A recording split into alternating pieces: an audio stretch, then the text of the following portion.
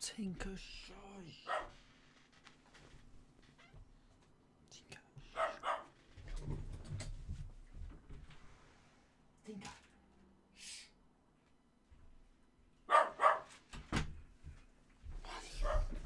Oh. Hello everyone. Sorry if you can hear a dog barking. She should stop soon. We'll just have to deal with it because she's a noisy bugger. How is the audio looking? It seems to be working on my side. Yeah, cool. Audio seems to be working. We've got whole 4 people watching, so looks like we're doing quite well. Yeah, cool. So what do people think of chapter 89? I thought it was best chapter of this fight. I think I don't know if that's popular consensus or not. Only the people I've spoken to seem to agree that this is the best chapter of round 10. And according to some news, it could be the penultimate chapter of round 10, which I hope isn't the case. But I guess we'll talk about that later in the stream. But yeah, Skeletor's Rose, good to see you here. The facial hair go crazy. Yeah, I haven't shaved in a while. The camera makes it look really ginger. It's not actually this ginger in real life. Like, I'm not ginger. It's just the camera doing this. But yeah, I do have the goatee going on at the moment. So, respect to while it's still here. It's going to be going soon. Dog's sad because this man, Susanoo, got an S-tier backstory and he's going to lose. Yeah, Susanoo. Okuta could win. Susanoo could win. It's very, very unlikely. Mainly because, like, if Susanoo wins this, then the humans are just going to have basically just a clean sweep for the rest of the tournament, which just, it doesn't really seem like it's going to happen. But yeah, so that's cool. Red Punk, hey, finally caught alive. Great to have you here. We're live fairly often, so it's good you've managed to catch one. Realist Medal. You always correct me, sorry. The best god yet. Susanoo is up there for me. He's either top 3, top 4 gods for me at the moment. Like, number 1, actually that's a fun exercise. If I had to rank the gods, Buddha's 1 for me, Apollo's 2, yeah, okay, Susanoo 3, Shiva 4, it gets hard there, 0, 5,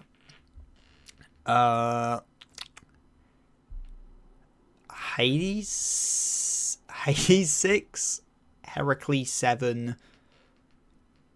Beelzebub 8, then Poseidon, Zeus 4. Oh no, Zeus and 4 are just getting interchangeable because they don't really do much. But, you know, that's probably where I go. But yeah, Susanoo could easily be near the top of my gods list at the moment. The backstory there, the backstory up there with the Chin backstory, yeah, it's I think it's really, really solid as it is. I feel there could be a bit more to it, as in I feel you could definitely, I think it'd be nice to see him actually learn from the humans. I think that'd be really nice. I don't know how likely that is to happen. I don't know if there will be any more to his flashback. I'd like to see a bit more to it. I think it would be good. But I think as it stands, it's definitely one of the best ones. Beelzebub, yeah. Beelzebub's a character I think is really well written. I think he's a very good character. He's just a character that doesn't appeal to me personally, so I don't rank him very highly just because he doesn't fit my particular taste, but I'm not denying that they are a very well written character. I think they are one of the better characters in the series. It's just they don't do much for me personally. So I'm not trying to disrespect Beelzebub by any stretch of the imagination. Top 5 gods: Buddha, Shiva, Apollo, Susanoo, and Beelzebub. Yeah, Beelzebub, if we're talking like objective writing, I'd say Beelzebub's definitely top 5, but in personal preference, he isn't up there for me. But that's just me.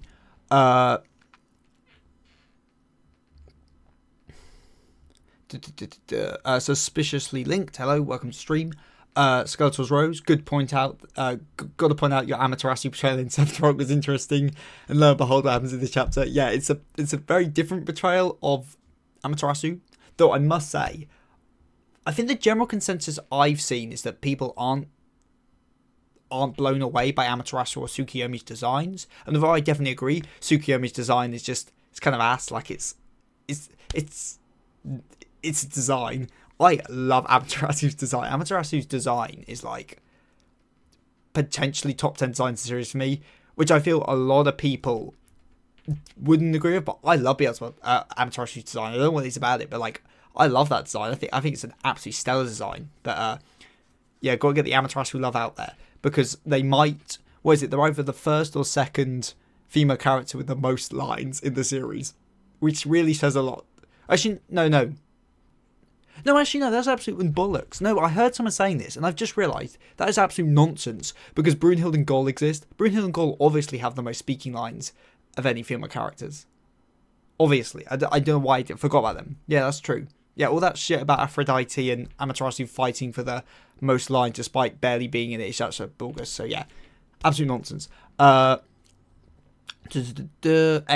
University, also Beelzebub backstory, also S tier. Well, Beelzebub's backstory is longer than like multiple characters combined, because Beelzebub's backstory is monstrously long, which is pretty funny. The Beelzebub well, that's just round 8 in general, isn't it? Round 8 is just a monster long round. What are your top 3-5 god backstories? God backstory are pretty easy, because we can immediately just rule out the first 3 backstories, because Thor, Zeus, and Poseidon don't really have backstories. Let's be honest here. For doing backstories, my favourite, I think my favourite is Buddha's, and it's only because there's a specific moment in Buddha's backstory that is just one of my favourite moments in the manga, and it's a really random moment. It's when he gets enlightenment and he just kind of like points at the sky and just like, I got it, and I don't know why, but it cracks me up. It's one of my favourite panels in the manga. I don't know, I just find it hilarious. It's such a, I generally do like Buddha's, the series' portrayal of enlightenment. I think it's a very interesting take on it, but I love that scene, and it kind of makes me like Buddha's a lot. Number 2 is probably Shiva's. Shiva's backstory is top tier. Third, at the moment, I'm going to say Apollo, but that very well could change to Susanoo with time. Susanoo at 4. For 5th is probably going to be Zero's. I really like Zero's. 6th is probably Beelzebub's. 7, I'm going to go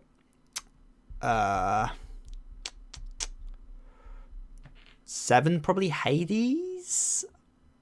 Yeah, I feel I'm missing a prominent god here. No, I don't think I am. 7 for 7 for Hades.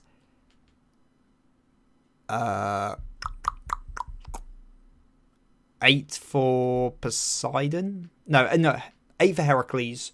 9 for Poseidon. Then Zeus 4, I guess. Like Zeus and Thor's are like nothing. They're not even really backstories. So I just think Zeus is a bit cooler. So that's probably my rankings, is that. Definitely in the top 3 backstory at this point, just playing check. Oh, like top 3 overall. I don't think I'd put it top 3 overall quite yet. But I think it could grow. I think it could definitely grow on me. It's just, there's a lot of human backstories that I really enjoy. AMV University, how Seth feels about Beelzebub is how I feel about Adam. Yeah, as I always say with your Adam take, you know, everyone's allowed that. Certain stuff just doesn't work for everyone. That's just how it is. Also, my boy Python bonus chapter. Oh yes, yeah. Forgot about that. That's good shit. The only backstory that's as long as Beelzebub is Chin's. Is Chin's as long as Beelzebub's? Really? I don't remember Chin's backstory being monstrously long. Like it's one of the longer ones. I never thought it was on par with Beelzebub's. I might just be really overestimating how long Beelzebub's backstory is, but I could swear Beelzebub's is quite a bit longer. Booty, great to see you here, man. Great to have you as always. I wish there were female fighters like Zanki, Sao, the Pirate Queen. Yeah, we just don't. Well, technically we do have female fighters because the Valkyries are technically fighting. But yeah, I get what you mean. It's just very much a. It's just like, I feel a lot of.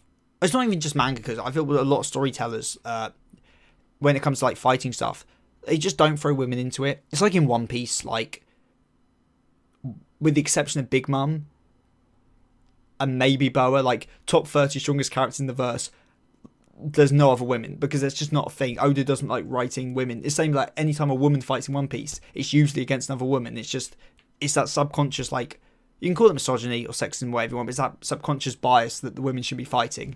And if that translates to a lot of battle manga, And I think, sadly, Ragnarok is falling into that trap as well. That new tournament manga, Rekkyo Sensen, is in its second round and it's USA versus China. I've got it written down on a note page of stuff I need to check out immediately. I haven't got around to it yet, but it does sound really interesting. Is it bad or good that the round will be short, as I heard from the subreddit? Yeah, should we talk about the subreddit thing? Apparently, well, it's not apparent. It's like the preview for next chapter, and it says that next chapter, round 10, will reach its climax. Now, from my understanding, that is the same wording that was used when round 9 was ending, and everyone was in disbelief that round 9 was going to end in like one more chapter, and then it did. So it could mean round 10 is ending next chapter. Climax though could just mean the height of the fight, the height of the action. So it doesn't necessarily mean it's ending, but a lot of people seem to think it is. So yeah. Yeah, so it's like, I don't know, I feel it'd be very difficult to wrap the round, especially because the round's pacing has been really slow so far. We had like a whole chapter, pretty much of them just staring at each other. And we haven't had Okuda's Volant. We haven't had, assumably, Susanoo's going to have some ultimate move. We haven't seen like that yet. We haven't really seen Susanoo do any actual fighting yet, like proper going ham yet. We haven't had Okuda's backstory at all, and even if it's a short one, we're still going to get something because his death's been teased, so we're at least going to get that. It just seems really, really rushed if we're going to get the end of the round next chapter, especially when we got, this is our second like proper like arena change, and what a waste if the whole thing happens down just one alleyway. It just defeats the point of the Kyoto arena. So I really, really, really, really hope that that's not the case, or it's like a 200-page chapter or something, because I just don't see how round 10 can be satisfying and then next chapter. Oh, I'm well behind. No women allowed, as Leslie once said, girls. I want to see men. Also, Okuda doesn't seem like a fighter built for longer fights, especially with his advanced like ability. Yeah, I guess that's true, but quite like there's a lot of the fights, like how like long in real time a lot of the fights take is like, kind of like nebulous, because if you look like, what was it, round 9 like in universe was like 15 minutes or something, and like if you look at how many moves are thrown in that fight, there's how the hell did that take 15 minutes? So I think it's kind of like nebulous to an extent. Since Susanoo is the god of swords, who do you think could be the god of swordsmanship? It's very it's like, I don't think there's really a set thing in Ragnarok what makes you a god or something, because Apollo gained the title of god of boxing. He wasn't born the god of boxing, he gained that. But then Susanoo was born as the god of swords. So I don't bloody know. There's plenty of sword gods throughout. It could be, if we're going to Japan, it could be like Takazi Machichi. I can't pronounce it, that sword god. Like, Susanoo traditionally isn't, like, Susanoo is a sword god traditionally, but it's not his main thing. He's mainly a storm god. That's what he's mainly known as. He's not known as a sword god primarily. So, you know, it could be anyone. Not true. Big Mum fought Kid Law. Yeah, but what I'm saying is, Big Mum's like the weird. Big Mum's the exception. Big Mum's like the token female of the Yonko. Take that away, and like, it's basically the way I look at it is, if Nami and Robin get fights, they're always fighting females. The only exception, like the only real exception to this, is in Skypiea, where Nami helps to fight. I can't remember his name. He's the Fat Twins. I can't remember their names. Like, generally, like, it's very rare Oda lets women fight, not women. It just doesn't really. And like, it's even like if you go back to when Spandam is beating up Robin, compared to the stuff like the male characters like Zoro and Luffy go through, it's not really particularly. It's not particularly bad. Like, he kicks her a lot and kicks down some stairs, but like, compared to the shit that he will put the male characters through, it's a lot lighter. And I think it's just. I think Oda's even said this himself, that he can't bring himself to show that women getting hurt in panels and stuff. So it's just a thing. And that also might be why Big Mum isn't designed like how he designs women. She's like a big fat person. Round 8 is monstrously long. Community round 8 is not long enough. The issue, round 8, the only round 8 pacing issues is Tesla's backstory could be longer. apart from that, I think round 8 is long enough. I don't think it needs to be any longer than that. Well, climax can be interpreted as three or two chapters.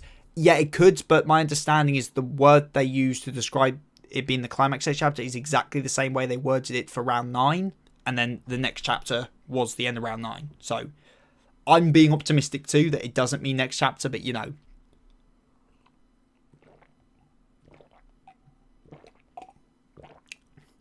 Booty, as the speaker of the English language, climax usually refers to the end of the fight. Yeah.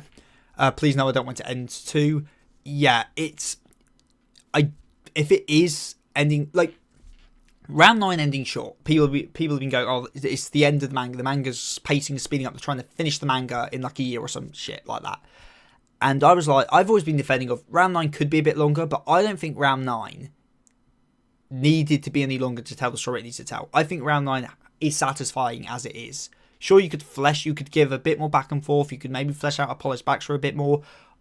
But I think round 9 is fine. I don't think it necessarily needs to be longer. If round 10 ends next chapter, I cannot see a way that round 10 can be satisfying. And you could not make an argument. You cannot moan and say it should be longer. Because the pacing so far has been really slow. If the pacing, at least with round 9, its pacing was always quite fast. Round 10 hasn't had massively fast pacing. So it kind of felt like it was going to be a longer round. So I don't know. We'll have to wait and see what the chapter's like, but it could be spelling doom for the manga that the pacing's just going to go through the roof and then go try to finish it quickly.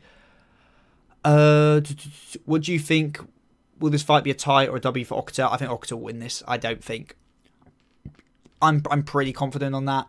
The series, with the exception of round 5, the series is pretty consistent with its 2 losses, 2 wins kind of thing. It's just very consistent, and I mean, at this point, I don't know about the draw match. Like, if it happens, it happens, but I'm not going to keep betting on it because people have been betting on it for like 3 or 4 rounds at this point. So if that happens, cool. If it doesn't, I don't know.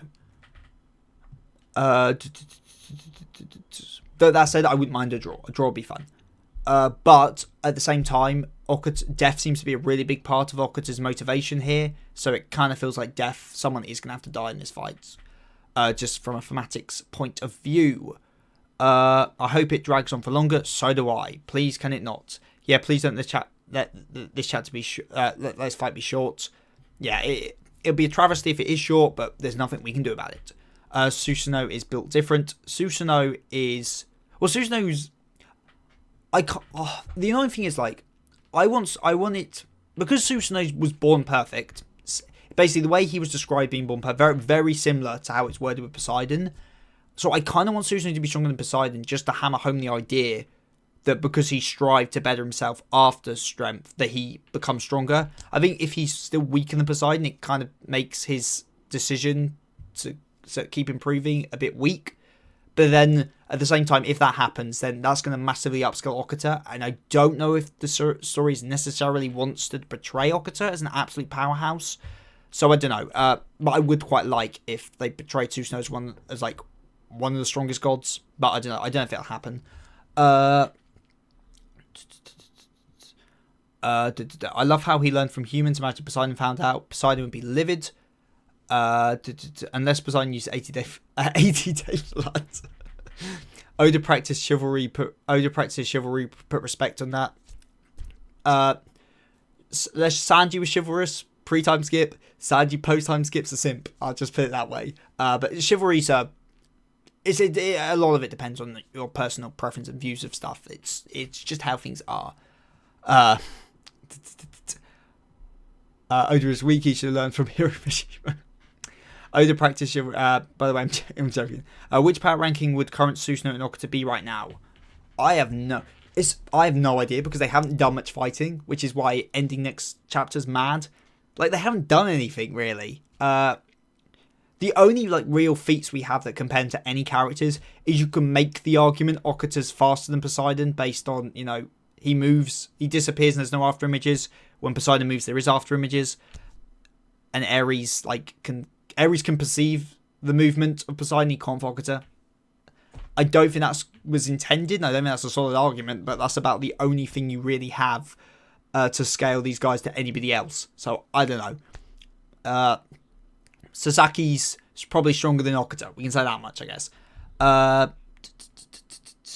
Big Mum is a Big Mum standard issue.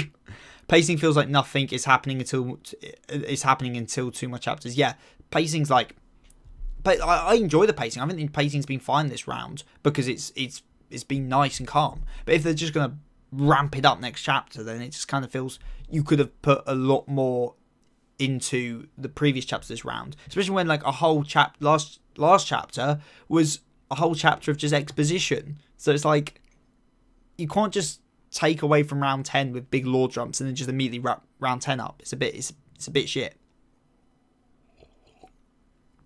I'd bet on Okuta. Yeah. If I'm betting money, I'm betting Okuta winning this. I find it interesting that Susanoo was born the god of swords, but never knew any swordsmanship. He was just swinging metal around. Also, David versus Goliath, canon to Ragnarok. Yeah. Yeah, so like, what does it mean to be the god of swords? What does that even mean? He had a sword? Did he create all the swords? It doesn't seem that way. It's just bizarre. It's very bizarre. No, I'd bet. Was this the same source as round 9 or the same platform as round 9? From my understanding, it is the same. From my understanding, it's like the preview thing that the magazine does. I think it's exactly the same as the one for round 9. I hope next chapter is longer than normal. Yeah, well, like the final chapter of round 9 is very long. So it's quite a long chapter. So we can hope that. But one thing we seem to forget, none of the chapters are the same length. Like the chapter length of Ragnarok vary wildly. Like you've got I'm pretty sure the longest chapter in the manga, correct me if I'm wrong, I think it's like one of the early chapters of round 8, and it's the Beelzebub flashback. I'm pretty sure that's the longest chapter in Ragnarok, because that's a monster chapter. But then you get some chapters that are, there's a few round 8 chapters that are only like 30 pages. So, and I think the end of round 9 is like 60 pages. So it really varies a lot on the chapter length. Gods versus Negators. I was just trying to think, is there any Negators that just like negate anything about their gods? If we had a Negator unarmed and they fought Susanoo can't use his sword. That'd be actually Undraw. Yeah, get Undraw to fight Susanoo, and it stops him using his sword. It's such a shame Susanoo and Anubis got such great designs, and one of them have to lose. I'm so sad because of that. I mean, in theory, both of them can lose, guys. Loki could survive, and these two could lose. So don't count it as a certainty. Anubis and Susanoo, Anubis will survive and Susanoo will die. They could just both die. If I had to bet money, I'd probably say, based on like nothing, I'd say Anubis probably wins. But no, maybe not. Yeah, I'd say Anubis. Mainly, I don't know. Yeah, they could both die. Right, speaking of Sanji, will you make a video of you defending Sanji's gag? I will not make a video of defending Sanji's gag because I don't think I can defend Sanji's gag. This is what I find fascinating about Sanji. Oh yeah, we're gonna do a little One Piece run here. Pre-time skip, Zoro has the best Zoro has really good character moments.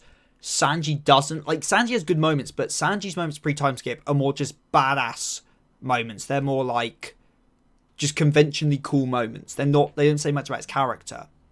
And Zoro has like nothing happened. His speech about Usopp leaving the crew, he has like actual good character moments. But then post-time skip, Zoro has like no good character moments. They're all just cool action moments like cutting Kaido or King of Hell, shit like that. Whereas Sanji, on the other hand, has lost all of his cool moments and now has horrible horny gags that are just like pretty unsufferable at this point. But then he has amazing character moments, like some of the stuff during Wano, and then Whole Cake. And it's just a bit bizarre. Like, they've switched. Zoro's lost his cool character moments and just gets generic action, and Sanji lost his generic cool Mr. Prince stuff, and now he's got more character writing. And I just find that very bizarre. Bro, imagine it's just one slice and it ends it. I'll be pretty.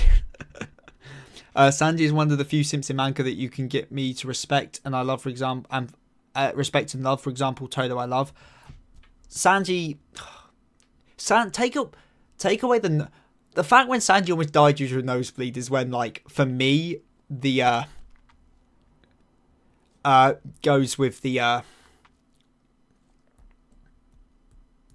what's the words? I've lost it. I'm saying so. I've lost it. The fight starts and Okta disappears. Would it be possible when we see Rasputin and we also see Simo? I saw them in the subreddit together, revealed show next to each other.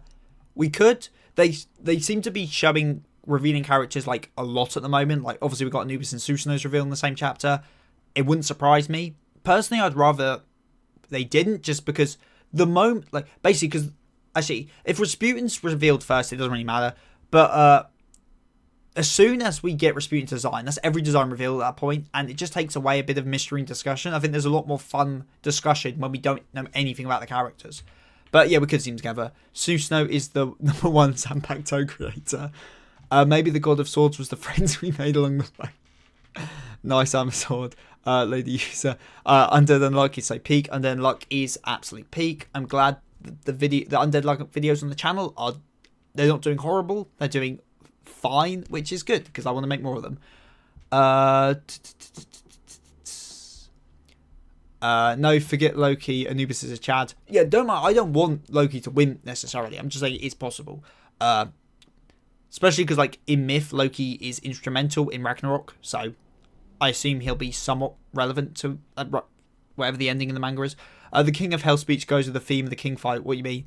Yeah, the King of Hell's, my opinion, I think it's edgy as flipping hell. I don't think King of Hell's cool. I think it's just edgy. I think it's just edgy. I don't think it's cool. It goes with the themes of the King fight, but the issue is that the themes of the King fight aren't strong character isn't a strong character arc for Zoro. It's like purely just strength shit. It's pure just like Zoro getting stronger. Yeah, it's fundamentally different to most of the stuff Zoro does pre-time skip. Where Zoro's pre-time skip moments and his fights, there's more philosophy to them. I'd have to make a video talking about it, but there's just a fundamental difference in how Zoro's written post-time skip, I think, to he is pre-time skip. And yeah, I think King of Hell is goofy as hell. That could just be me, though.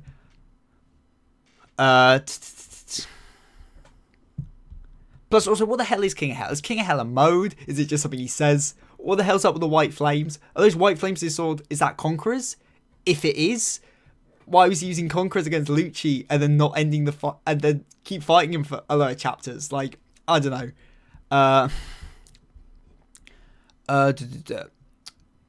It's funny that Okta is technically Susanoo's master. Can the student surpass the master? That's another thing, though. Susanoo says, right at the beginning of the round, this time I'll get to fight you. So I was always under the assumption that there was some reason Susanoo couldn't go during the Edo period and see Okuta and the Shinsengumi. I was under the thing that his exile might have been like off of Earth or something, so he couldn't go there. But from the sounds of it, he was just exiled to Earth. So what the heck? I guess technically that Heracles, due to Heracles' agreements, the gods weren't allowed to mingle with the humans at that point in time, I guess. But we know gods were because we see them in the Qin Shi Huang flashback. That some gods were still, and the Buddha stuff and Zero. So we know people were still just mingling down there even after Heracles told the gods not to. So I don't know. Imagine Zoro or Sanji in Record of Ragnarok. Sanji would just go and sit with Aphrodite and then get like nosebleed and just bleed out and die. Zoro could, depending on how much whatever scale you're using for Ragnarok, you're going universal, planetary, wall level. Zoro could do quite well.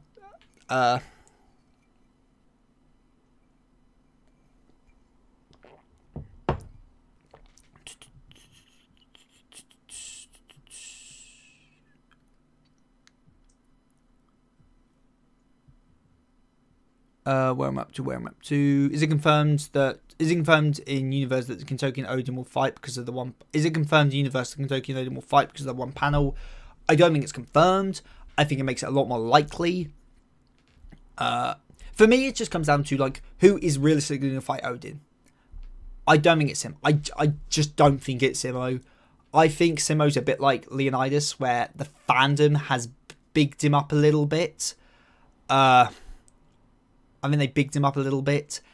And I think I have a feeling he's going to lose his round. I think he's going to be more Jack level. I think he's going to be a Jack-like fighter. That's just my baseless speculation. So I don't think Simo's going to fight Odin. He doesn't give the aura to me that he will. And that kind of leaves you to Nostra. I think Nostra fights Loki. I've made this very clear. I think that is what I'd bet money on. And it kind of just leaves Kentucky at that point. And I think this panel helps it. It also helps that we got another translation, a more accurate translation of last chapter. And Kentucky, it wasn't that Kentucky lost to the guards, Solomon's guards or anything. He just wasn't allowed in. Like, he didn't have permission. So that was like the one thing that seemed to be going against him fighting Odin if he was losing to prison guards. But, that didn't happen. It wasn't that he was too weak to fight them or anything. So yeah. It does seem Kentucky's getting upscaled a bit. I'm not late. Savvy and Sinner. Great to see you here. Now, Seth, both combatants swore they wouldn't lose again, and one of them has to. Sorry, 1 minute. My dog's scratching at the door. Coming in. You're going to be shouting now. Oh, sorry about that. We'll have a dog. We'll have a dog on stream, I guess. Where are we up to?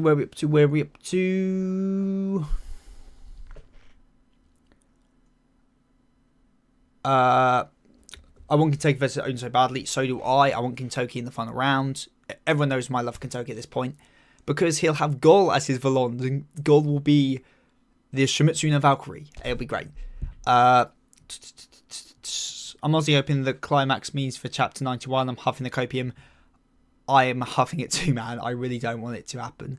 The chronology of Ragnarok is interesting because Susanoo was bopping around the scene before Heracles was born. Yeah, the Heracles thing is just kind of weird because, like, it just means, like, there's a lot of backstories that happen after it that just have gods on Earth. So it's just, like, they just disobeyed, I guess. The perfect gag is annoying, hence why you got to balance it out. Like characters like Minato I hate, but Sanji I love. Yeah, you do got to balance it out, but my argument is Sanji pre-time skip wasn't like this. Like, Sanji pre-time skip's fine. Pre-time skip, Sanji still has the love heart eyes, and he still gets horny stuff, but then he's also chivalrous. He's just a simp post-time skip. His gag, it seems more important than, like, his actual character in some points. Odin versus Nostradamus. Yep, I see Odin versus Nostradamus as possible, but then I see a lot more. For me, Loki seems way more likely, and it seems to line way more up for a Nostradamus fight. I'm also just not of the opinion that just because Brunhild said Nostradamus is strong, he's a powerhouse, because Brunhild says that about, like, every fighter. So I don't take that. And remember, like, Nostradamus was shown in the same ilk as Qin Shi Huang and Leonidas. So, and I don't think anyone's saying Leonidas is like the second strongest human or anything. So I don't think it's particularly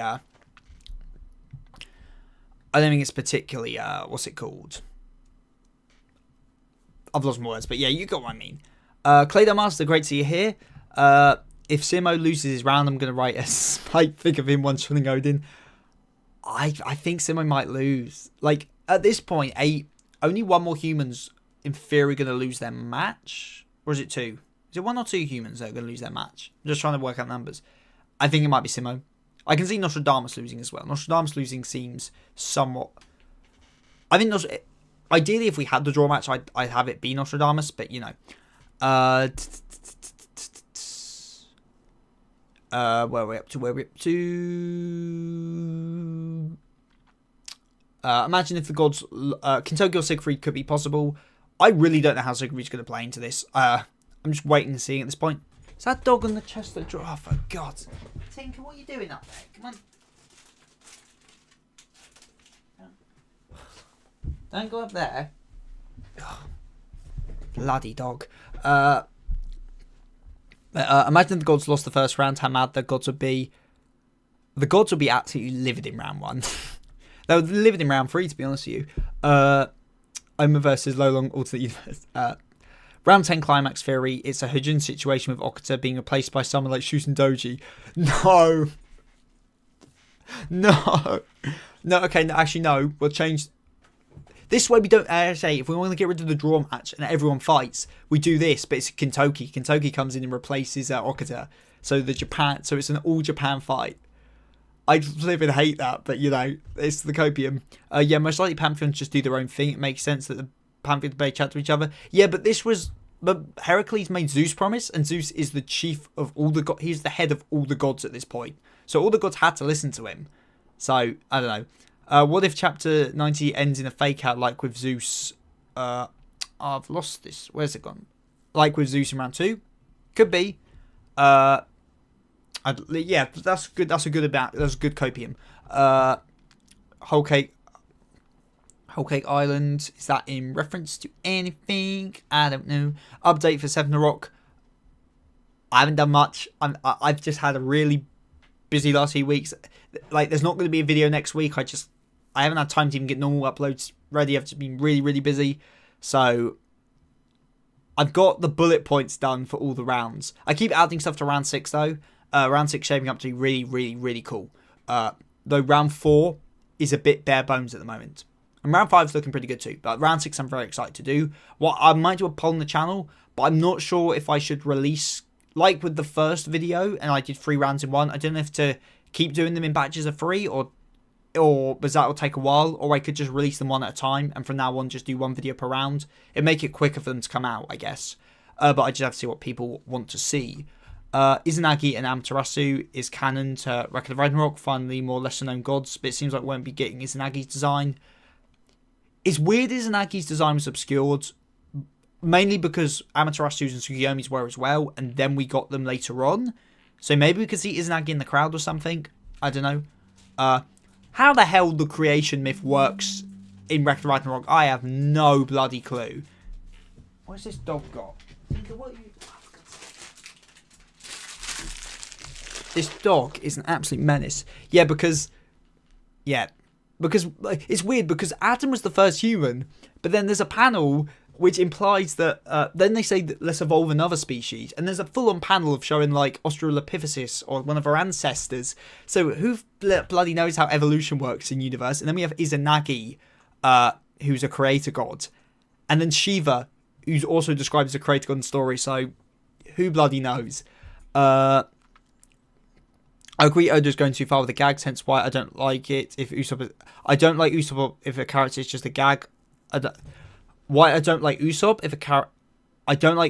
if a character is just a gag. I don't like it. I'm not gonna like the character. You saying Usopp's a gag character? Usopp is this? No, I mean this is controversial. Usopp is just the best written Straw Hat. Maybe Luffy. You can argue Luffy's better in, but like Usopp's consistently the character that Oda just writes the best. I think the issue is, I assume next arc Elbaf's going to be a big Usopp arc, and that's why Usopp hasn't really done anything since Dressrosa. That would be my thing. But I think Usopp is just consistently the best written Straw Hat. But it could just be me. Got to say that Izanagi could be one of the primordials, if I can't remember in the actual mythology if there were gods before him. My issue with various people being primordial, same like Gaia being a primordial, is a lot of like Buddha and stuff didn't know what primordial gods were. Like they were like surprised by their existence. So it'd be a bit weird if like gods that people know were primordials. It's like Gaia. They did a whole war against Gaia. It'd be a bit weird if Gaia is one of these primordials that no one seemed to know about. I don't know. I also do fear we might not get the names of these primordial gods. They might just be nameless, designless like blobs or something. Like I don't think the primordial gods will be resurrected. I think it's more likely their power will be channeled into an avatar. Like that could be what Siegfried is. Siegfried could end up being like an avatar for the primordial power or something. I don't know.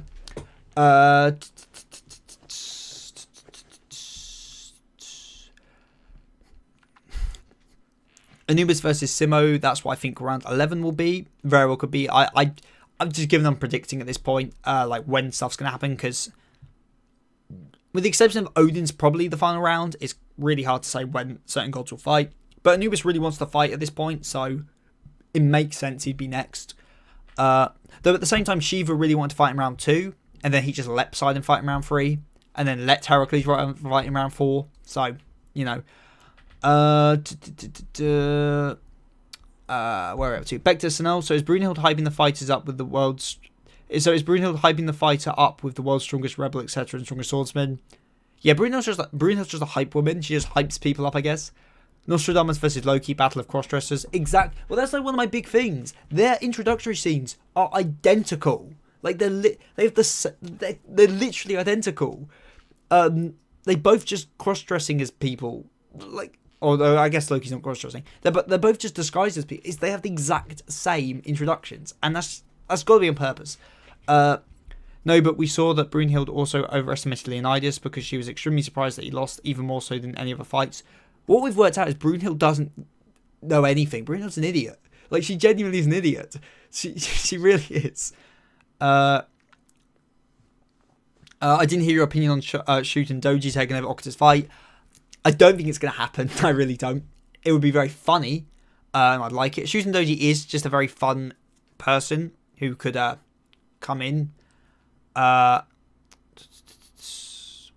is it? There's a certain... wait, 1 minute. There's a certain myth about, or like legend about Shuten Doji where he fights something, and I cannot remember what he fights exactly. What is it? It's a... Gotta look this up quickly.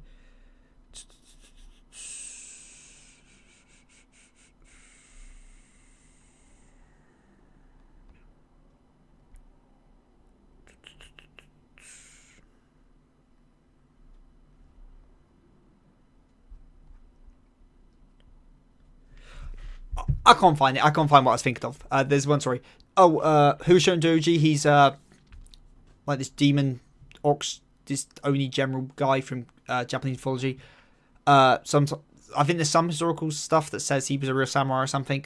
Seth loved my idea for round 6 too much. He keeps going back to it. Well, AMB University, it's not... It ain't Ao Kong that I keep adding stuff to. It's Arthur I keep adding stuff to, because Arthur's become like my favourite Sephiroth character. And I keep adding stuff to his backstory. Which is a shame because he loses that round. But yeah, I keep adding stuff to him. Are the Primordials Joker fighters for the gods like candidates, or is it an extra plot for the end of the series? As I said, I think the Primordials will just be like an energy... I think they'll just be like an energy source that gets like put into either Odin or Siegfried.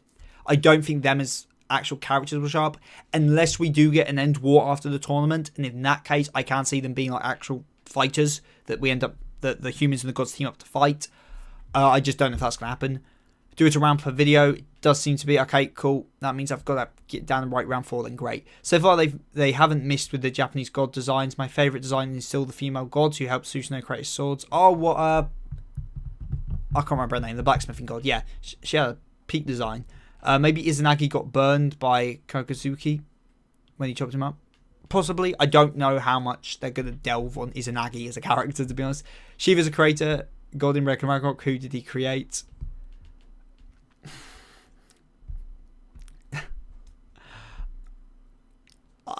Create the Earth, I guess. I don't know. Dude, I hate the cow characters. Oh, the Usopp's the best, like, Straw Hat for writing. Like, he's great. Coward characters can be really annoying. If they're written well, they're some of the best characters in their stories. It's why I stand by Usopp being one of the best characters in One Piece, because he is written excellently.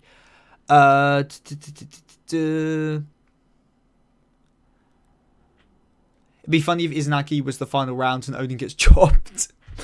Yeah, the Japanese gods win. The Japanese agenda wins in the end. The Ragnarok authors have unpredictable negates the concept of predicting. The Ragnarok authors have unpredictable negates the concept of predicting matchups. Now Kazaguru comes and burns his father. Susanoo versus Shoten Doji agenda. That's my new agenda. Let's get the agenda rolling, and then we're all going to be disappointed when Shoten Doji never shows up in the manga.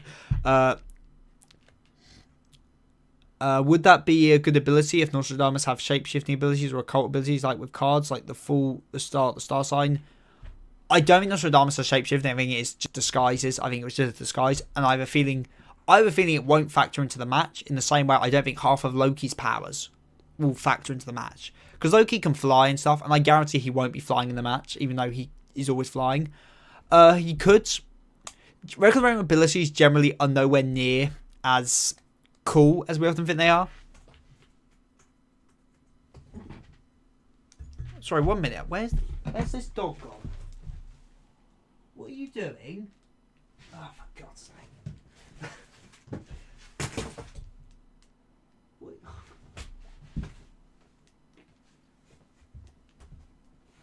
Oh, flipping dog. Get out from there. What are you up to?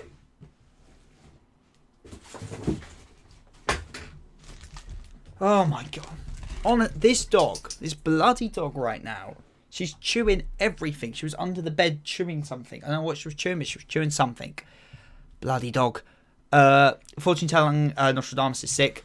Yeah, I just don't know how his fortune telling or future sight's going to play into it, because we've seen it with Sasaki and Buddha, very similar abilities. So I really don't know how it's going to work. But I trust it'll be good. You can't add to Alcon because I cooked his mushroom. No, I haven't added anything to Alcon. I haven't changed anything about that. It's just I've just adding a lot to Arthur's stuff. I cooked. I gave you just built point ideas for Arthur. I hope you keep them. Yeah, Arthur's changed quite a bit actually, but I will tell you it's for the better. Arthur is shaping up to be an absolutely monstrously badass of a character. Oh, this dog.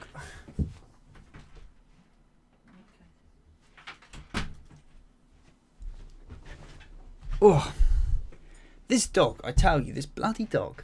Oh man, I just have a very good idea for Kakasuchi. I can never say his name. In Ragnarok, it just popped in my head. Well, if we can work it into a round, then we will.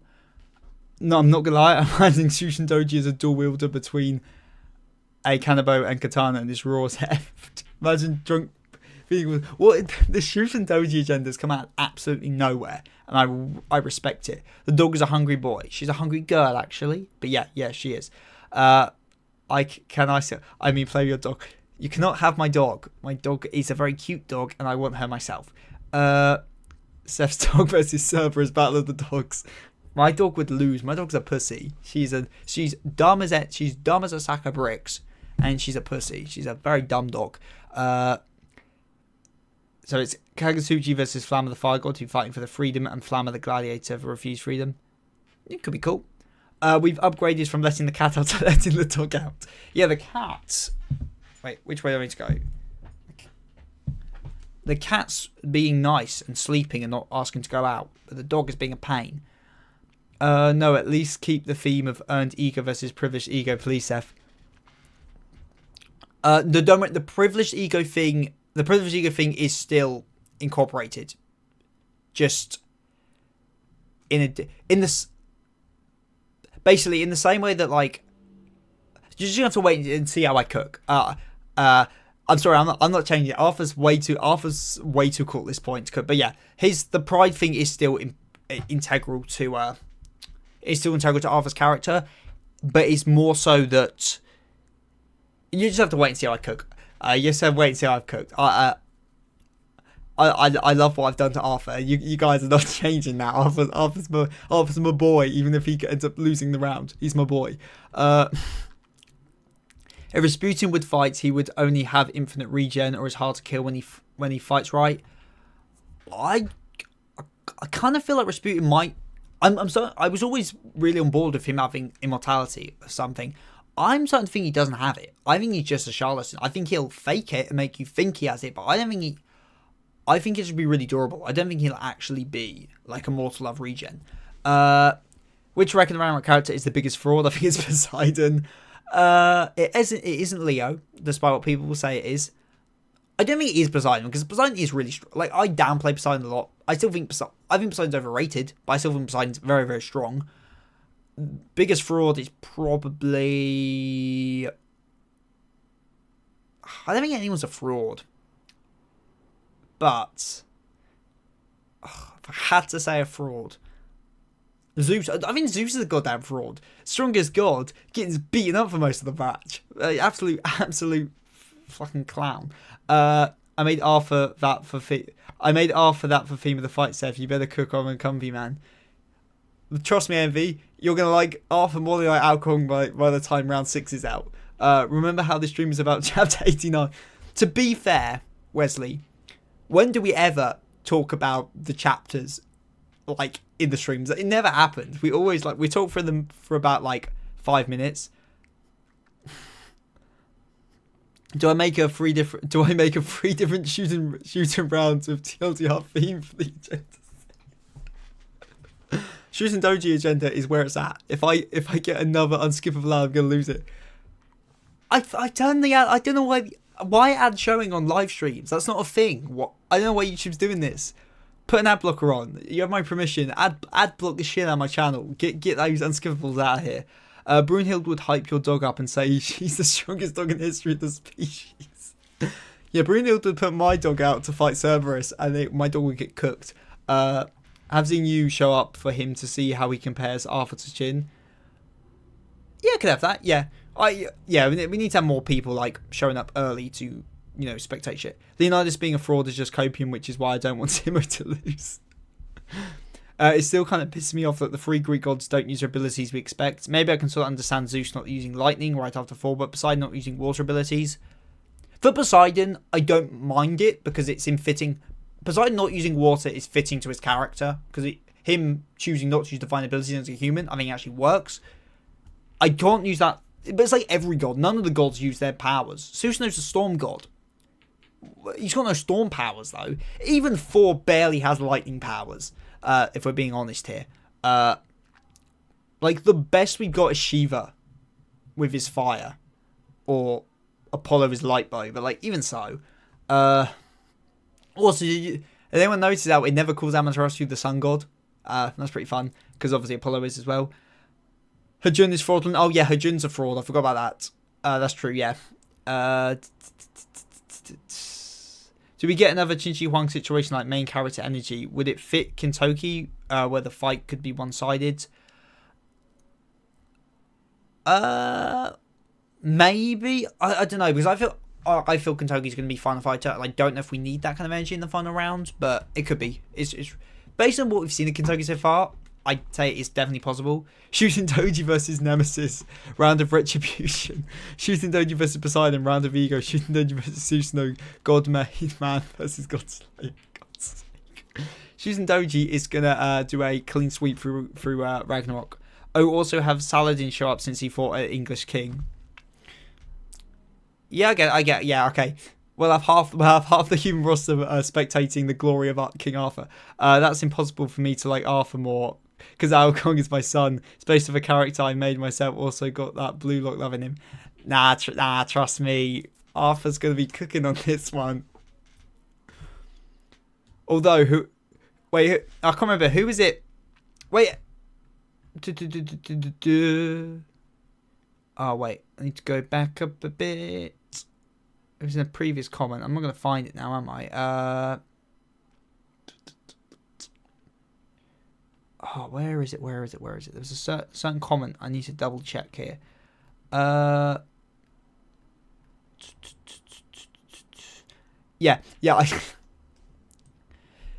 just double check it was you that said it. Yeah, AMV, you know, like coward characters. Now, I'm not saying Arthur's a coward character, but if you don't like Usopp, I think there's elements of Arthur you're not going to like, actually. So, maybe you won't like Arthur. Where are we up to? If Poseidon isn't the biggest fraud, then it's Heracles. Nah, Heracles is a Chad. Heracles is very weak because he was losing to Jack. Maybe, yeah. He definitely didn't get a revenge for Greece like Zeus wanted him to. Hades doesn't use his invisible helm. Like, we literally see Heracles summon Cerberus. Like, why didn't we see Hades use something like that instead? That's true, yeah. Heracles has some kind of godly abilities. Yeah, that's true.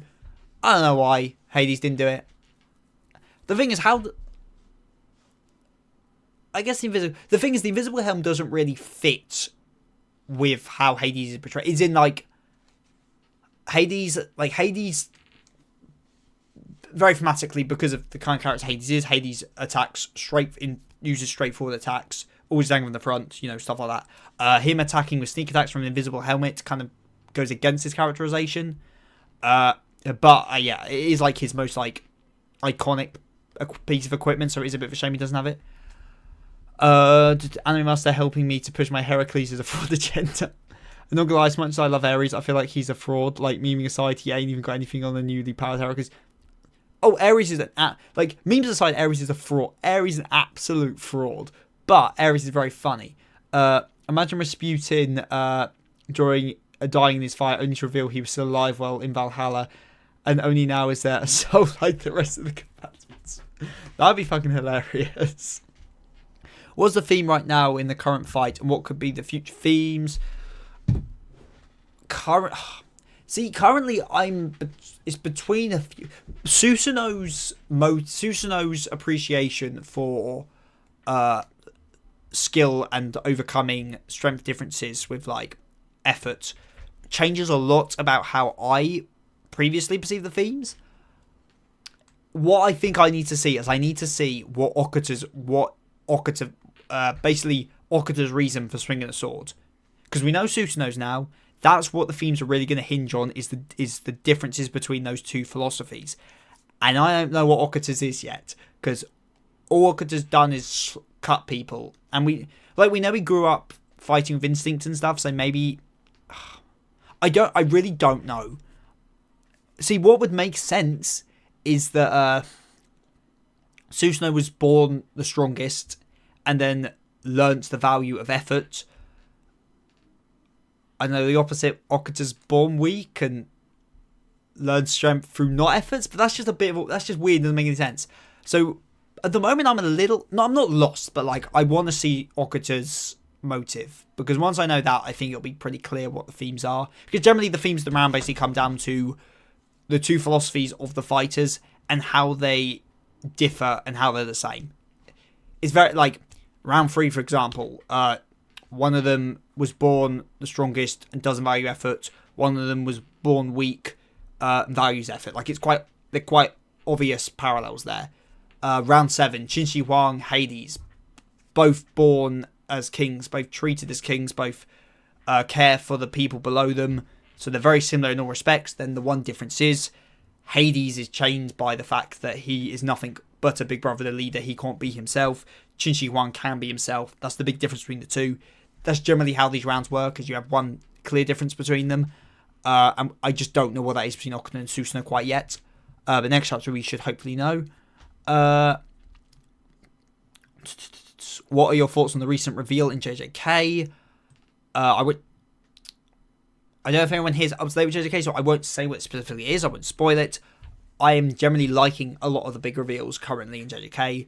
I know a lot of people are saying JJK is repetitive at the moment and it's bad. I mean, JJK is like at one of the best spots it's ever been. And something that I was predicting for a while has come true. And it really cements the overall themes of JJK that I was expecting to see in this fight.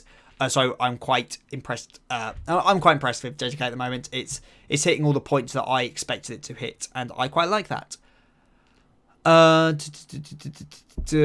What are your thoughts on have Camo just chilling and drinking outside the arena? Definitely will, just not during round 6, because it seems like everyone's going to be present during round 6. Real champion tournament actually beginning. That's sick. Yeah.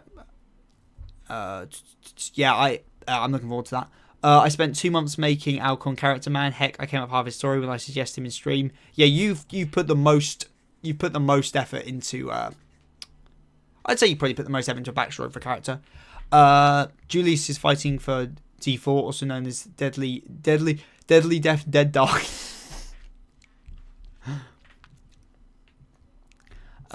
If Arthur goes from rag to riches, he might catch my attention. Let's flip it the other way, going from riches to rag. Riches to rag to riches. I'll say it that way. But put it that way. Actually, no. Rag to riches. Riches to rags to riches, and then depending on perspective, back to rag, I guess. I think it's quite cool. I bet Ares would lose to Lucci. Ares would probably have asthma like Zoro. Do you think we'll ever see Hermes fight? If we get a final war, if the series ends in the arena, in the final round, I don't think we will. If there is something after the tournament, I think we will see him fight. But it could just be a meme that he's just secretly very strong. It could just be a gag, in the same way Ares isn't strong. Also, I hope you come up with some attack names and technique names. Yeah, I definitely will work on that. I think that's one of. I think round 3 especially was kind of like a bit lacking on attack names and stuff. So I'm gonna try work on that. King of Hell Arena versus Gear 5 Poseidon. I think I'm gonna have to give it. No, I don't think Gear 5. I think King of Hell Arena, because Poseidon's got no personality, so he's gonna be shit in Gear 5. King of Hell Ares. Yeah, again, King of Hell Ares. Easy. He's got that Conqueror's Haki. But yeah, no, actually, I think King of Hell Arena is much funnier. If Brunhild picks a fighter, does she know something that could win against the god that the human will fight, or is it purely luck when she picks the humans? My assumption is she didn't know the god's roster beforehand, but she had a good idea that like Heracles would probably be on the roster, Apollo would probably be on the roster, and that's why she picked Jack and Leo for like perfect counters. But I don't think she just. I think there's some gods. I think some fighters just like Qin Huang or Adam or Sasaki. I think she just picked them because they're strong. I think it just comes down to that. I don't think Brunhild's. Considering Brunhild never met Sasaki before picking him, I don't think she's that bright. Maybe round 9 is like using your time wisely. Susanoo is a god that had to use a lot of time to get more skillful. Okta has little time but was a master of slaying. That could be a good one. What it really depends on is Okuta's death. How early it happens. Or what I kind of think will happen is it will be a slow process of his death. Like he will get ill and he'll be ill for like years. And as all of his friends around him die or something. Could be something like that.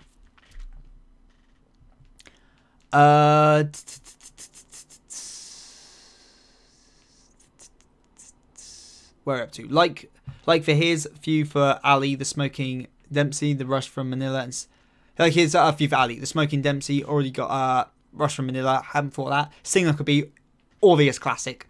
I hope you can come up with better names. Yeah. Dedicated to me is like you and Beelzebub. I can see the writing and the good writing, but I'm not emotionally invested anymore. That is a completely fair take. Yeah, exactly. I'm Beelzebub. Yeah, like the thing you can respect something being well written and it not gripping you. It's if something isn't compelling to you, then that's fair enough. Like a story can try as much as it wants, but if it isn't compelling to you, it isn't compelling to you, even if it's well written. I want an Ares buff. Not gonna lie, our gay boy deserves a W. If we get this final war, which I don't think we will, if we do, I can 100% see Ares doing something, getting really impressed that he killed like a primordial, and it turns out it's like this weakest, it's like just like this really weak minion, and then we see like a normal human just like kill one behind him or something, but he doesn't see it, so he thinks he's done something impressive and he hasn't. I can see that happening.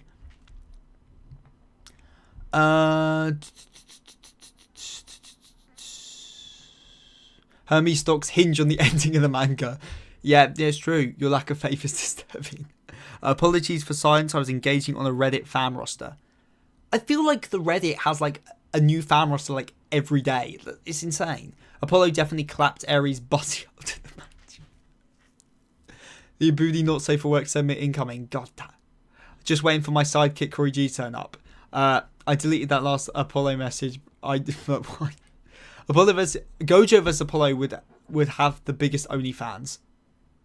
Gojo girls are just scary. I'll put it that way. I heard season 3 would come this August or next year. Will you watch the anime? I'll probably watch it. I don't know. Like I've watched the anime, and I'm not a big fan of the anime. I think it cuts out so much. It cuts so much out of the manga. Like personally, I don't think the anime art style is great. I think the animation's rightfully dissed because it is pretty shocking in parts. But it's just more that it cuts so much stuff out. It cuts a lot of like storytelling out of it. In that there's a lot of really nice bits of foreshadowing that just aren't in the anime. Like how but after round 4 we get like sneak peeks at the doors of multiple of the fighters. We don't get that in the anime. We don't get Zeus killing the dragon at the beginning of the thing, which is really good for setting the scene of the true motives of the gods, of like what the gods are really like, and the anime just cuts it. It just annoys me how much stuff the anime cuts. Bro, is Ares the Buggy of Record of Ragnarok? Maybe. Well, the thing is that Buggy was a gag character for so long in the story, but now, like, recently he's had, like, one of the best side character, like, bits of character development in recent times, so maybe Ares will get the glow up we need through some excellent character writing.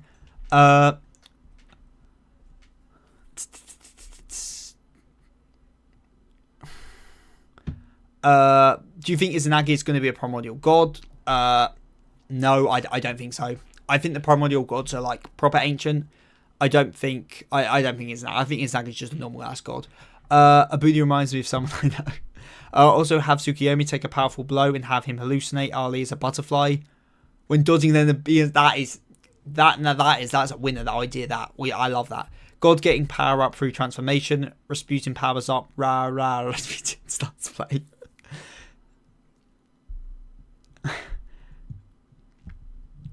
Gojo vs Apollo. Who would have the biggest OnlyFans? Sorry, did I... Oh, sorry. Yeah, you said who. Sorry, my mistake. Who would have the biggest OnlyFans? Gojo. Just because there's more JJK fans than Apollo fans. And I think JJK fans... I think the Gojo girls are just like... They're just another level. You haven't met Toji fans. They're on par with Gojo fans. Yeah. Yeah, Toji fans are pretty bad. No, I think the Gojo fans are the worst. I really do. Corolla fans in 2020 were unbelievable. Do you think that the audience is improved, both God and human audience, throughout the series? I think it just... I think it depends. Like, round 9s weren't great. Round 10's been excellent. Round 5 had really good ones. I think it just depends round by round. Round 8 had a really good one. Round 1's just hilarious because it's just got that random ass Norse god. I hate Buggy, bro. I think MV University, we just have like very big opposite tastes in what makes a character good. Buggy's I don't want to spoil it. I'm not gonna spoil it, but there's a moment with Buggy. I think it was like mid last year that happened, but it like recontextualizes so much of Buggy as a character. And it's so good. It changes so much about Buggy, and it makes really root for Buggy. And it's when you got Buggy schooling people like Mihawk and Crocodile on the meaning of dreams and stuff, and it's so powerful. If Rara Rasputin song doesn't play, I'll leave the fandom. I'd rather go back to the My Hero Academia community than go near Gojo fans. What about... They're not as bad as they used to be, but like the Chainsaw Man Makima fans were pretty funny. Who is like the worst fans? Some of the narrative fans are quite... the toxic narrative fans are quite egregious. If I had to pick a studio for Ragnarok to be done, I would pick Bones. I think Bones. I think any competent studio with... Basically, any studio that's given the time and money to make a good thing, I think could do good Record of Ragnarok. I think Record of Ragnarok is a particularly hard series to animate because, like, most of the background is just a blank arena, basically. Like, yeah, I feel like most studios could do a good job, but I think Bones would do it excellently. David Productions, yeah, their sound design is incredible. They could do it well. But yeah, but I think any competent studio could probably do it quite well. Buggy's goated, my boy. Got to go. Have a good one. Thank you, Saviantina. We'll probably be ending stream soon anyway. Everybody else, sorry about that. I'm quite busy at the moment. I'm going on holiday on Friday, and I have not really packed shit yet, and I've got a lot of shit to get ready for it. So, yeah. Because I find it funny that the God's audience aren't cocky anymore. Yeah, the God's audience have been humbled a lot, and I appreciate that a lot. It actually shows some development on there. Makima Simps were funny. Makima Simps got quiet when the anime came out, because in the anime her arse isn't massive like in the manga. Sasuke x Naruto ship is hilarious. The thing is with Sasuke x Naruto is, I genuinely think Naruto would be a better story if they were just gay together. Only because there's no justification for how far Naruto goes for Sasuke unless he's in love with him. Like Sasuke just doesn't like Naruto. Like, he just doesn't like him. He says, "Oh, you're like my best friendship," but like Sasuke's just horrible to him for the most part. Like, why the hell does Naruto go so far for Sasuke unless he secretly loves him? I think it makes the story make a lot more sense if they were just gay lovers. Dude, I like goofy characters who can turn serious on a dime. Hence why I love Luffy, Naruto, and Yuji. Yeah, but that Buggy moment is Buggy does go serious on the dime. I guess not on the dime. He does it once.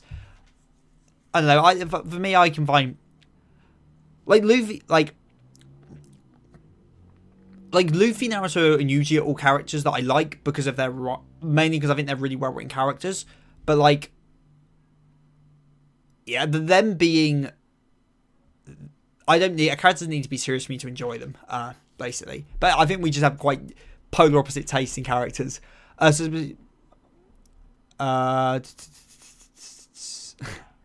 Not an anime fandom, but the Holoverse. The Holoverse fandom is hell. Frick Twitter. Someone got a death threat for liking a female character. Yeah. I think that's just Twitter. Twitter's just an absolutely terrible place. Oh gosh, I hate Makima and their Sims, bro. She's mid. Get over it. Makima's like, well, Makima fans like Makima because she's hot. That's it. Like, I don't. The average Makima simp isn't liking Makima because she's arguably the best written antagonist in modern shonen. Is Chainsaw Man even modern shonen? Is Chainsaw Man even shonen at this point? If Chainsaw Man counts as shonen, I will easily say Makima is the best written character in modern shonen. I don't think it's close. I really don't think it's close at all. Like, I'm trying to think of other really good. I think, like, personally, I think Sukuna's amazingly written. I think most people disagree with that. I think Sukuna is a incredibly well-written antagonist, but I don't think he's anywhere near as good as Makima. And like, Shigaraki had good potential, but I wouldn't put Shigaraki anywhere near Makima. I'm trying to think of other good, like, new gen antagonists. God, there's not many. Billy from Undead Unluck, does he even count? If he counts, I guess he's up there as well. Does Garo count? Yeah, I guess does the One Punch Man webcomic count as new gen shonen? If that counts, then I guess Awaken Garo's up there. Garo's up there as well. If we're counting manga Garo, then he's definitely not anywhere near there for me. Yeah, so what I've worked out is Makima is, in my opinion, by far the best written antagonist in Mon Shonen, and I don't think it's close. Although Fire Punch is 100% not shonen, so I'm not even going to entertain that. God, I've been on a big rant there. Oh gosh, I hate. I love the gag in this stream that there are no mods in this stream. I want this to be a tradition. The lengths Naruto goes to save Sasuke is fruity. Yeah, it is. Naruto's got. It's not just friendship. Naruto's going way too far. Do you think the longest fight would be the fight with Odin and the fight with Loki because they are hype gods? If round 10 ends next chapter, I don't think any of the... I think the longest chapter is just going to be round 8. But yeah, I'd like to think they're longer chapters, but at this point, I don't know. I love the idea that Luffy makes the world go around him while the world goes around Buggy regardless of his will. That's a really, really good take. Yeah, I love that. That's a really great take. I love that. Not gonna lie, there's a reason why there's 14k results in A3. Has anyone else realised that Susanoo and 4 have similar stories? The main difference is that Susanoo actually found his excitement. Yeah, Susanoo is quite fun because he foils a lot of the early gods. Like, he foils, like, 4, as you said here. Then he also foils Poseidon in a lot of ways. Yeah, I don't think he foils Zeus in any way. But, like, he foils, like, 2 of, like, the big early, like, strong gods, which I find quite interesting. Have Raijin shown up since he's technically Tsukiyomi's brother? No. Raijin showing up was always like a big thing for me because back in my big prediction that Susanoo would fight Kintoki in the final round, which didn't happen, I had Raijin being quite important to that because, like, in some myths, Raijin is Kentucky's father. No, Seth, stop it. No yaoi shipping. Yeah, I'll ship yaoi. I'll do yaoi shipping when it makes sense. When it makes the story make sense. And Naruto and Sasuke makes Naruto make more sense. How do you think the loser of round 10 will die? Decapitated, cut to pieces, etc. I think round 10 will end with just a quick draw. I imagine that's what will happen. So they'll just be standing like here, and then they'll do that, and then one of them collapses. That is what I think round 10 will end with.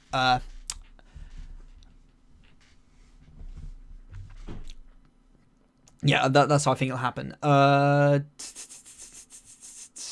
Billy was really well written and unbelievable arc is a Chad. He says straight up to the Union's face, "You're all garbage, let me copy your opinion using the kill God."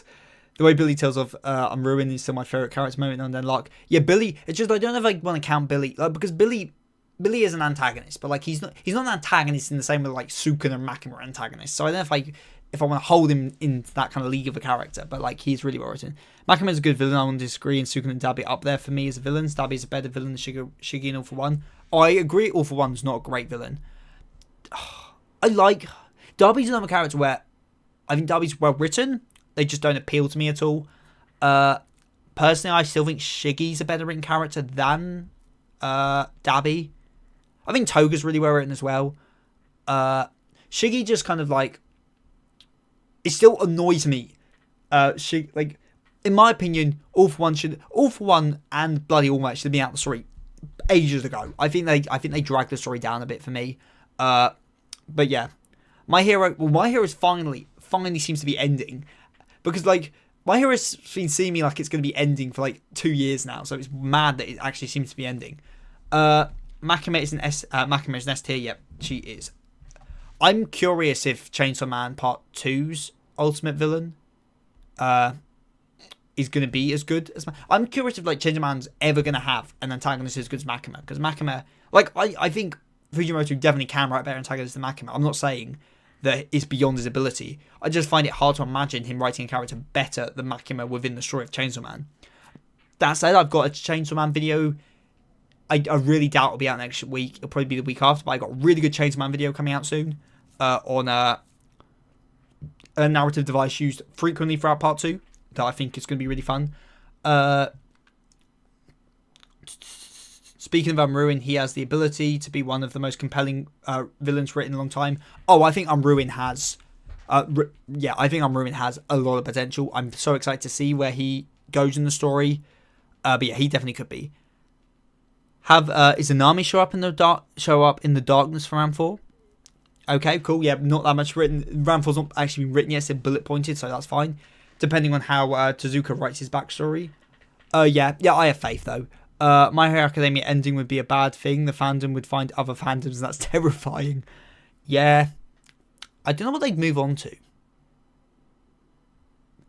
Maybe they move on to Kagurabachi and become edgelords. Speaking of, Kagurabachi's bloody good. Like, it's so good. Like, I know it got memed on loads, but it's so good. I think Horikoshi should have killed All Might and not tried to redeem Shiggy. All For One is just lame to me. Yeah. I don't know if All Might has to die, but I think All Might should have kind of exited the story back during back when he fights All For One. Shiggy, I think, does need to redeem. I think if Deku basically Deku saving Shiggy is like, I think, necessary. I think that's a necessary plot point for the story to be good. I think a ending where Deku just beats Shigaraki, I think, would completely just rub all the themes of My Hero just straight into the dirt. I hard to agree with that. I think Shigaraki being saved is crucial for the themes of the story to come to a nice conclusion. But that's just me. At the end of the day, it's a story about heroes, and heroes save people. It's a very core theme of My Hero. It's like probably my favorite arc in My Hero is the festival arc, with Gentle as the villain, and like the massive themes of that arc, which I think microcosms kind of for the whole story is, what Hero does isn't fighting villains. What Hero does is making little kids smile, saving people. And since Shiggy is constantly presented as, a little boy, it's very obvious symbolism that, Deku just has to save the small crying boy. So, I think it's very crucial that the ending of the story is Deku saving Shigaraki. I want My Hero Academia Shippuden so they don't migrate to other fandoms. Seth, come on, Dabi is good. Yeah, I think Dabi's a good character. He just doesn't appeal to me personally. It's weird because like Endeavor's probably my favourite My Hero Academia character. I think he's probably the best written character in My Hero Academia. And Dabi's so central to his storyline, but like, I don't know, Dabi doesn't appeal to me much. So yes, I agree on my, does nothing he should have died during the All For One fight for the First War, no later than Stain comes in as Deku's mentor dad in Rogue Deku. I don't know if I want, I like what Stain does actually in the narrative past it. I don't know if I want Stain interacting with Deku. That's what I did enjoy All Might versus All For One, like in his mech suit. I did enjoy that. It's just, the issue is I don't think it's necessary for the story. I don't think it needs to be there. I hope that My Hero Academia fandom doesn't get near Hunter x Hunter or any Hoyoverse game. It's already bad enough then. I don't think they migrate to Hunter. I think Hunter's too different. I don't know. I can't wait 3 years later until I receive a notification of your video called Unruin the Negator showing my god on my notifications. I'll definitely be doing a Unruin video at some point. How long do you see Under the Luck running for? Well, we've got at least, unless they combine them, we've got at least what 1, 2, 3, 4. I think we've got 4. We got 4 little mini arcs to recruit the rest of the squad. I don't know if any of those will merge together, and then after that we probably have just the big arc. I don't see it ending by the end of this year. I can probably see it ending sometime next year. That'd be my guess. I'd rather Deku tried to save him but fails. Well, if Deku tries and fails, then Deku just fails as a hero. Like Deku becomes the number one hero. Deku is like the truest embodiment of what a hero should be. And a hero saves people. A hero doesn't fail to save people. It's because like it's the same way that like what's her name? Shigaraki's grandmother, in the way she failed to save her son because of her hero duties. It's the same. There's this constant theme of like Shigaraki and his family being failed to be saved, so Deku needs to come and save them.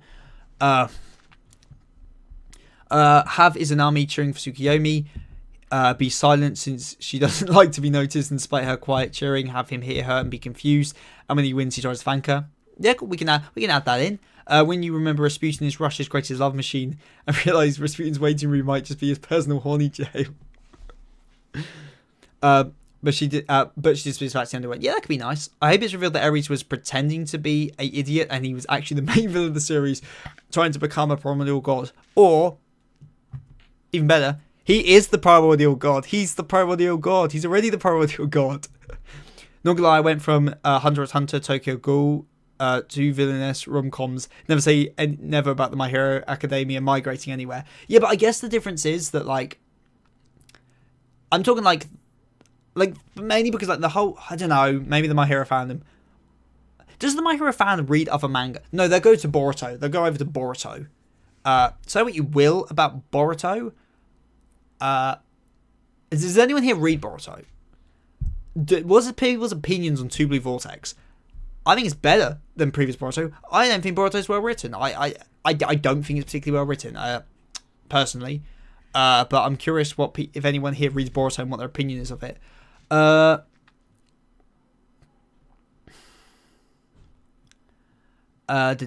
you dare do yaoi shipping of Naruto and Sasuke on the Sacred Round Table Apocalypse 2024. I agree, Endeavor is the better in character. The whole Todoroki plot is good, bruh. Yeah. I don't know, yeah, Endeavor's probably best written. I think Jiro, for a side character, is really well written. I think Ashido is really well... It's quite... again, in their capacity as side characters, I think Ashido is really well written. I think Kirishima's really well written. A lot of these characters have not had much focus going further into the story, so it's within moderation of their presence in the story. I think Midoriya and Bakugo are just, like, really well written characters in general.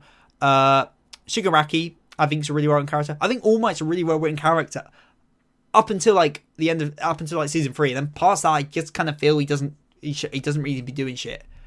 But you know, that's just me. I'm not the biggest My Hero fan, so I'm not as invested as some people. Dabi having him power, Dabi having a power with such a gut punch. I love that Endeavor isn't a redemption story; it's atonement. Yeah. Endeavor's such a realistic. Is for what My Hero is. Endeavor's storyline is so weirdly real world compared to everything else. Blue Vortex is alright. Okay, yeah, it seems to be the opinion. I know, but Blue Vortex so far is just a lot of just Boruto just teleporting around places and not much happening. It's just not much seems to be happening. Fraud for One is back in control and turns out he's basically discount Aizen. The thing with All for One is he's trying to be Aizen and he just ain't Aizen. It's so hard to do an Aizen. Aizen does an Aizen, but no other characters pulled off an Aizen. And All for One just ain't pulling it off. Now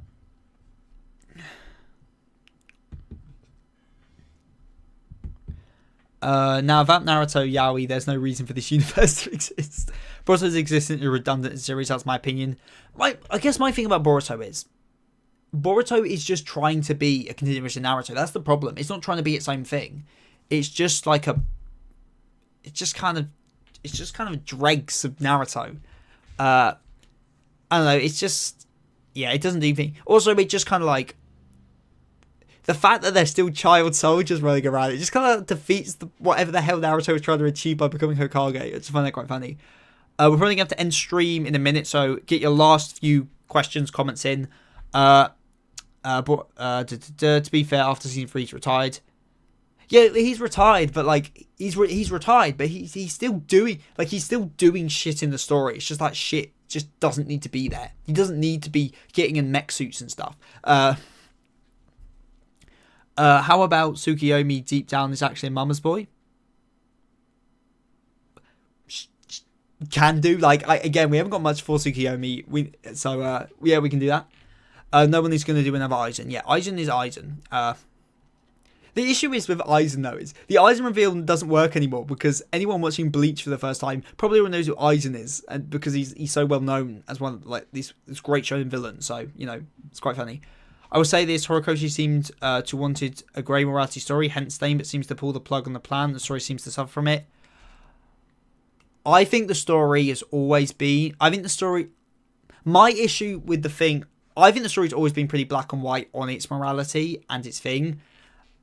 Basically, by the fact that what Stain isn't right. That's the thing. Stain's ideals are right. Stain's methods are wrong. Stain is presented as wrong in the series. His actions are presented as wrong. They're not presented as correct. His ideals are correct, but the thing is, his ideals are he has the same ideals as Deku. That's the thing. His ideals are the pure ideals of heroism, which is what the story is ultimately going to end up thinking. Stain isn't meant to be an example of what should happen. It's an example of the wrong way to do things. I think the story's always been about true heroism and the right way to save, and being about saving people. And I think it'll end the same way. That's just me, but that's what I feel. I don't think Horikoshi's changed the themes of the story. I think they've always been pretty consistent. It's just there's been the more dark elements are basically the idea is the dark elements are. I guess the best way to word it is all the dark realistic stuff like Endeavor and Shigaraki stuff, that is the byproduct of an unjust world, and then Deku's true heroism brings a true world, basically. That's how I see it. I don't think it's excellent writing, but I think that's what he's going for. I'll read these last few comments and then I'm gonna have to end stream, guys.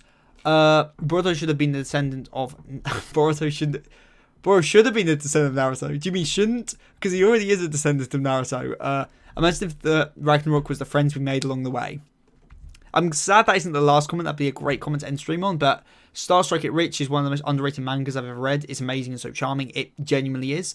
What truly killed All for One is that he couldn't hit and defeat literal children. Yep, very true. I want to push the Star Strike It Rich is such a homage to early Ashura. Yeah, it feels a lot like early Ashura in a way Omega doesn't. Would Garo be a good human combatant in Ragnarok? Garo would be a monster. He'd be a menace because he'd just do an atom and just copy all the moves. The only great part of the story was the Todoroki plotline. Endeavor is the only questionable hero in the series. Yeah, and Endeavor is Endeavor is has to atone for that. And well, it can remember Endeavor felt like he wasn't.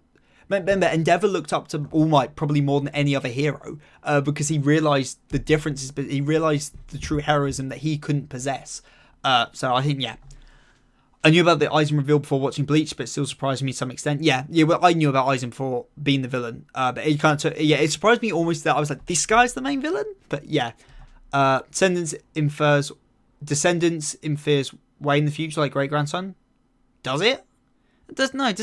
Your son's still your descendant. Like, I know this because I have a degree in biology, and that's a word we use in biology. Descendant is just any offspring. It doesn't matter how far down. But yeah, if you mean like him being a lot farther down, I think that would make the story better. But okay, last note to end on. Enjoy Aizen's Soul Society. Okay, we're ending stream here. Thank you, everyone. Glad you enjoyed chapter 89. Let's cross our fingers. Next chapter isn't the end of round 10.